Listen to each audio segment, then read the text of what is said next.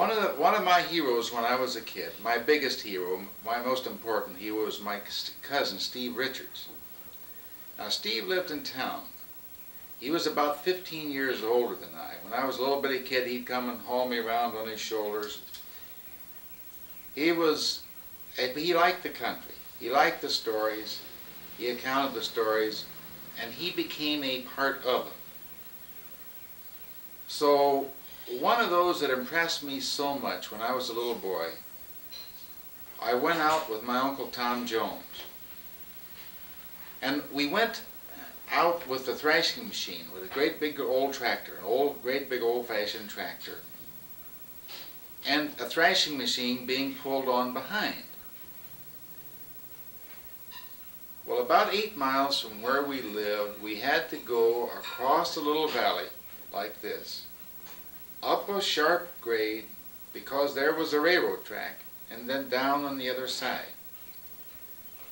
We came along, and on the tractor there were cleats, iron cleats, not rubber tires as you see now on tractors, but iron cleats, and the cleats sort of wrapped around the wheel, so that when they got up and got on the railroad track, the thing would spin.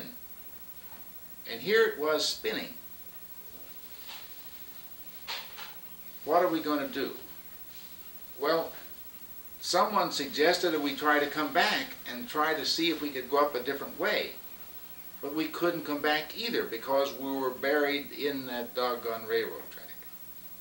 Well, while this was going on, someone said, hey, another thought, an even more dangerous thought.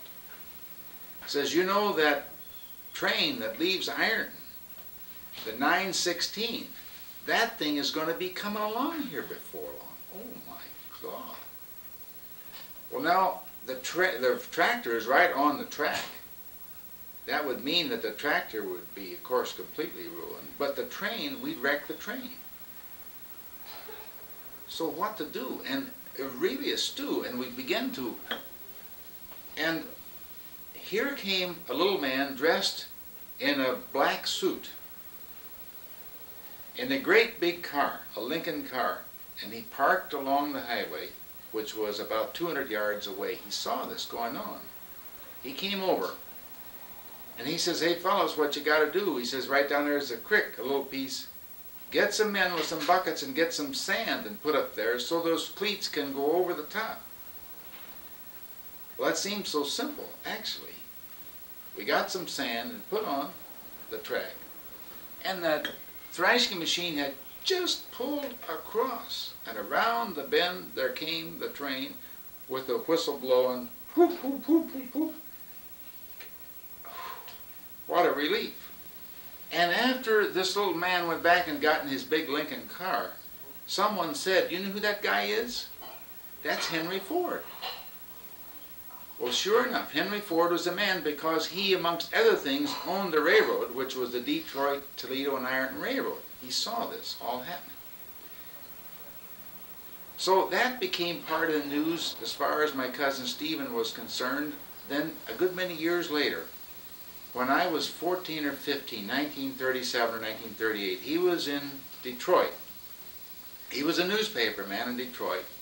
And by this time, Henry Ford would not give interviews to people on the newspapers because they had embarrassed him, they'd made fun of him, and he wouldn't have anything to do with them. But there was a story out that Henry Ford was coming out with a new type of tractor made by an eccentric, that's to say a funny, odd guy living in Ireland. A man named Ferguson had come out with a new tractor, and Henry Ford was going to make it.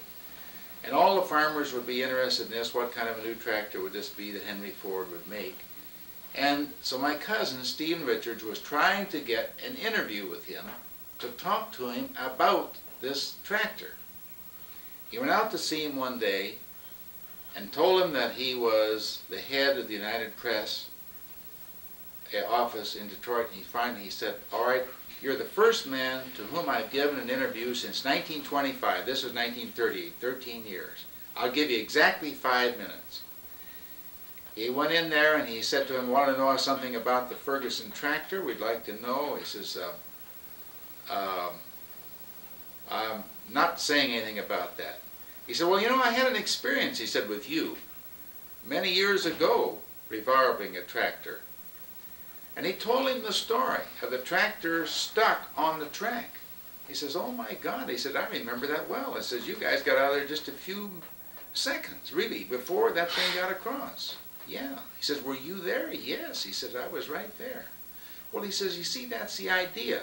Those old tractors that have the iron wheels, they dig into the dirt, they take more gasoline, they're just not as good at all as the rubber tires that got to be built in a completely different way. He said, let me show you.